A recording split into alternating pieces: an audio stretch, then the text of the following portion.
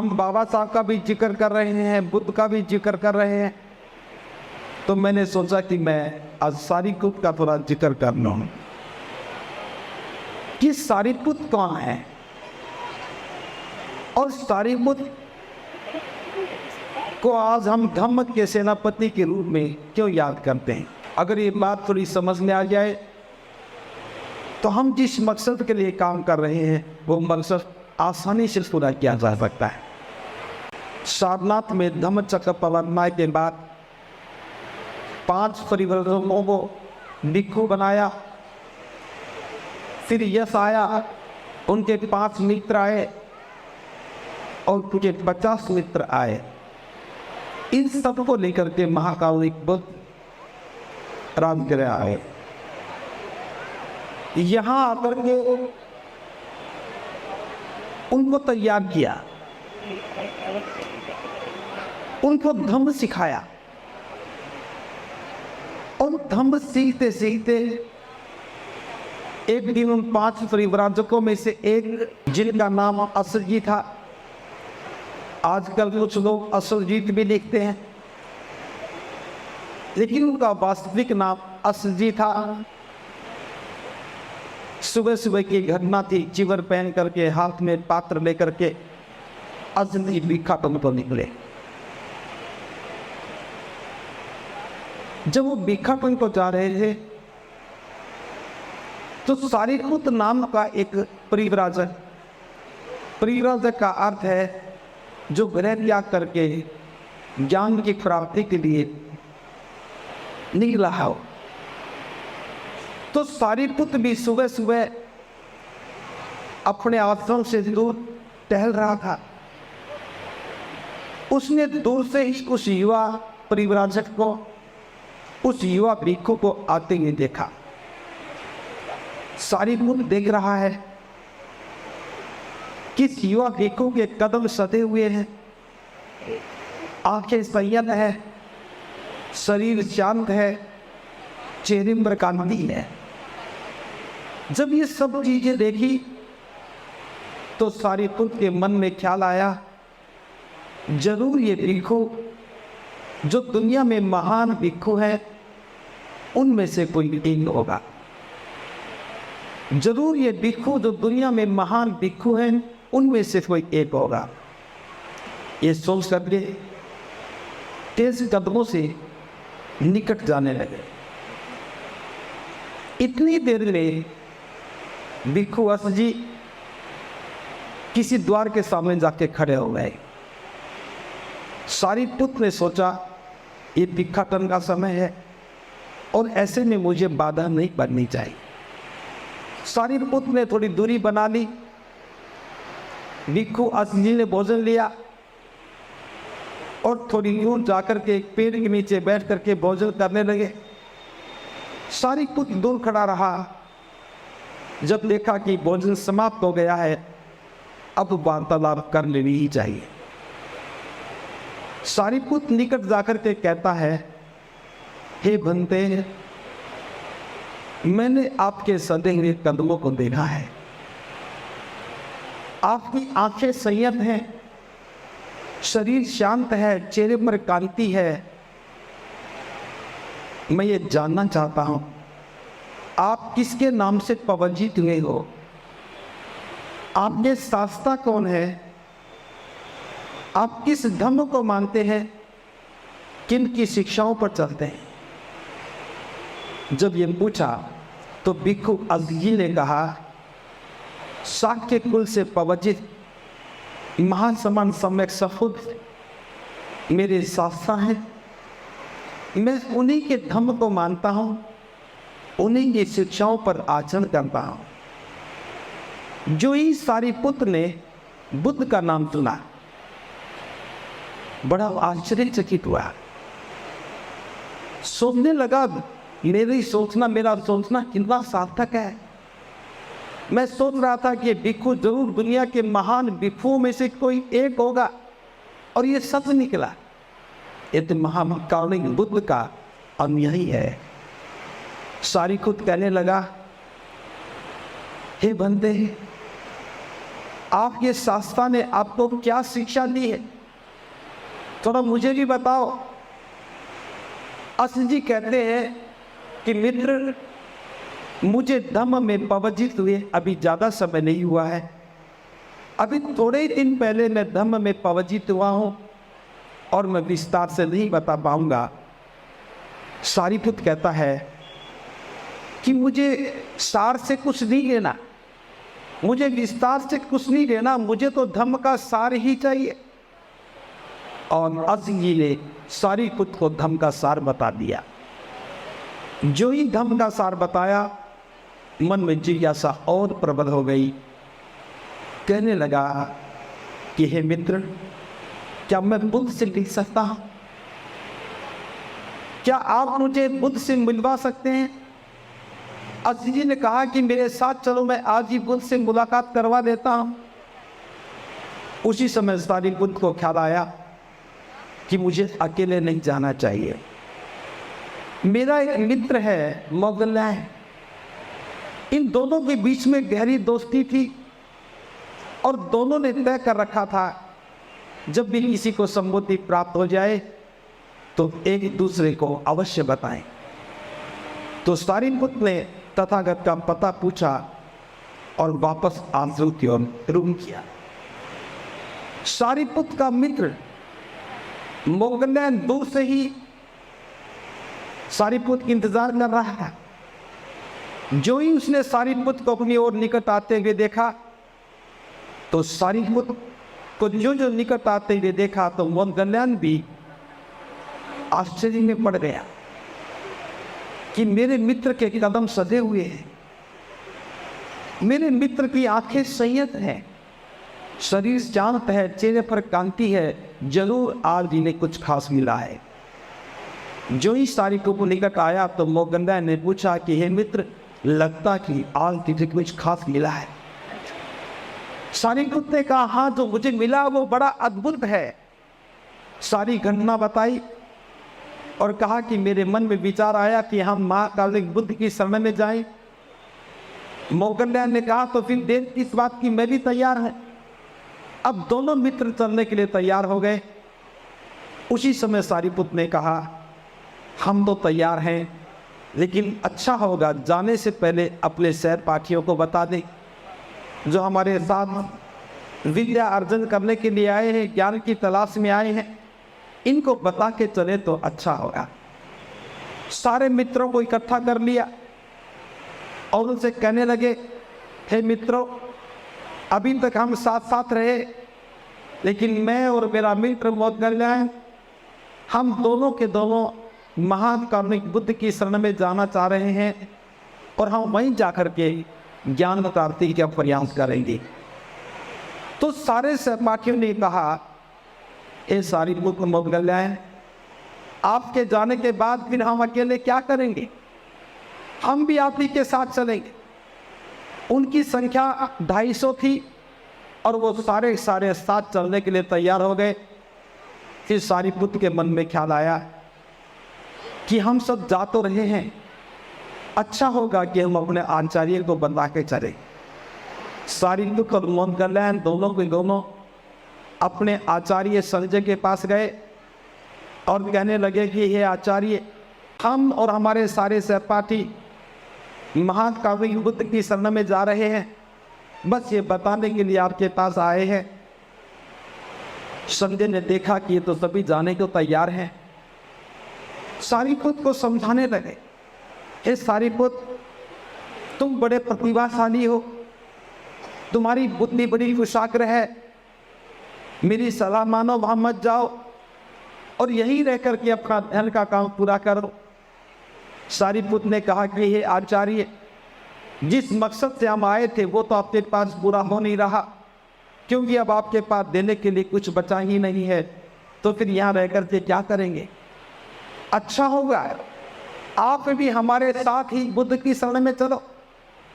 लेकिन सारीपुत्र ने इस बात को स्वीकार नहीं किया,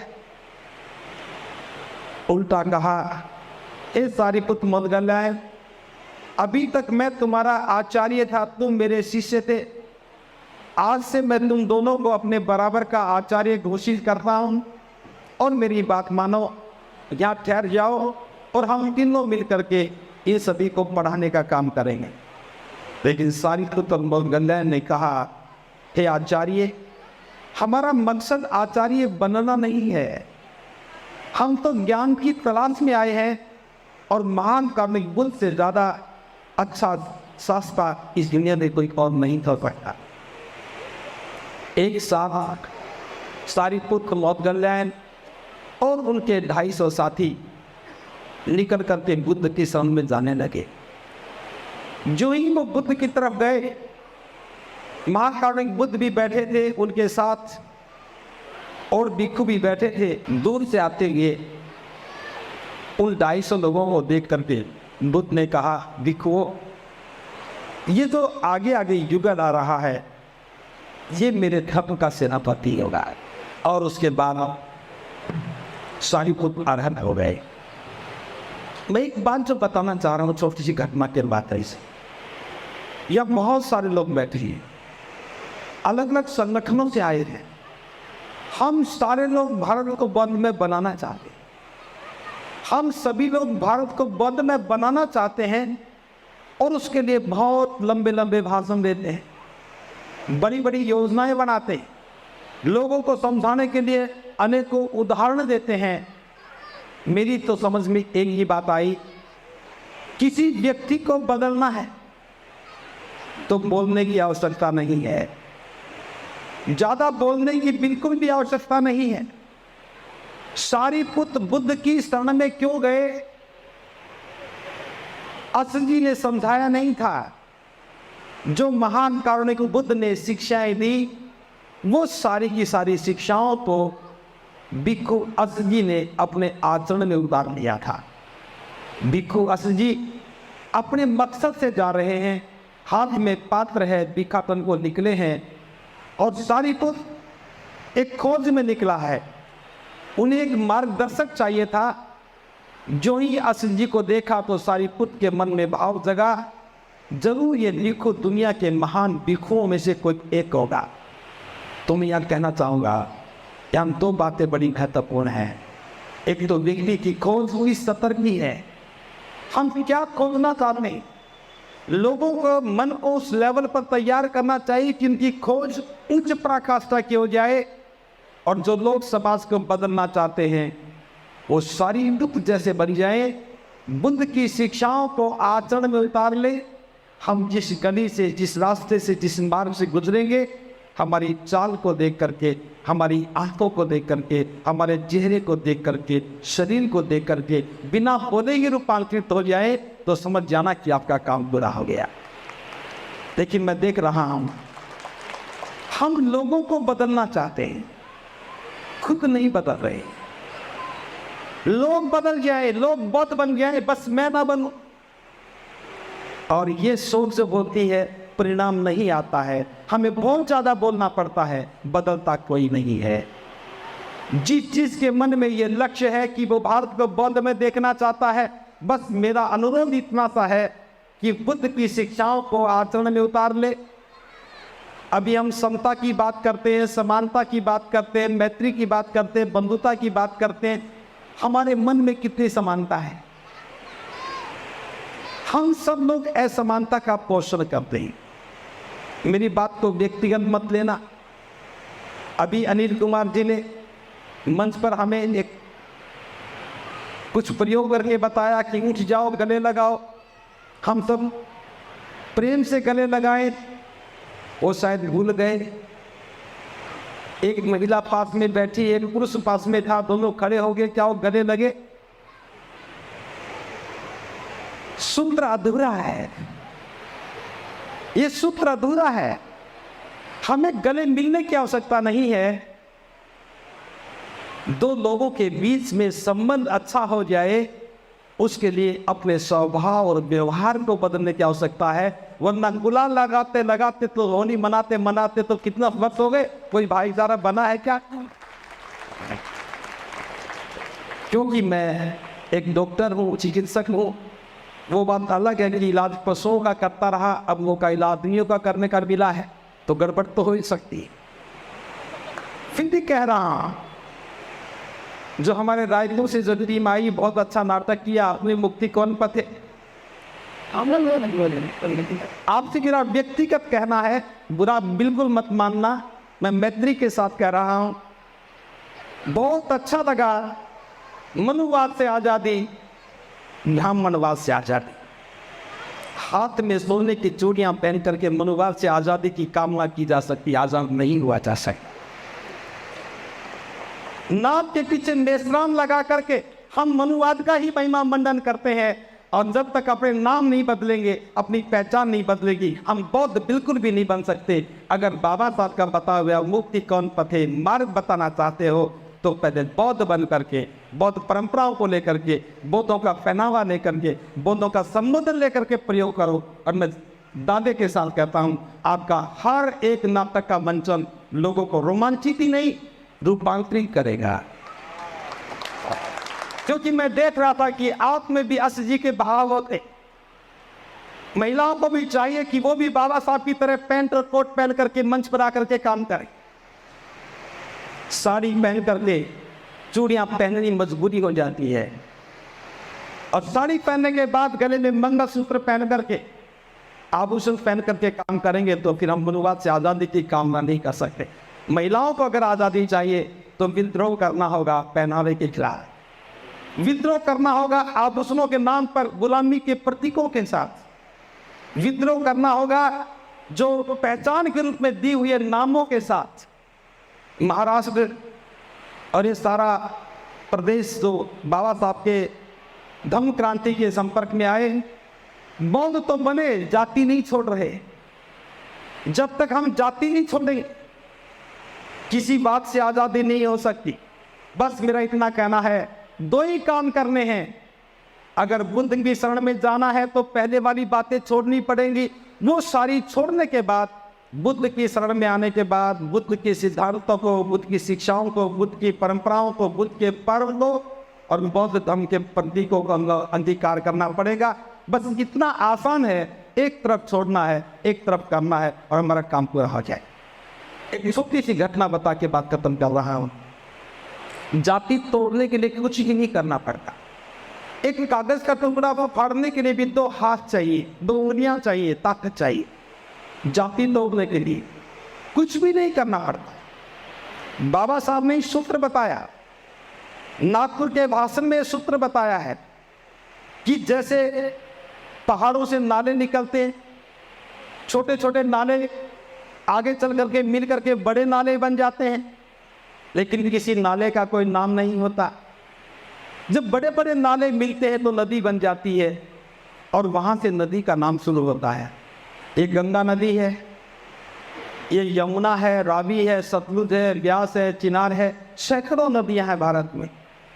जो नदी जहाँ से चलती है सैकड़ों मील तक चलती है, उसका वही नाम रहता है और वही पहचान रहती है।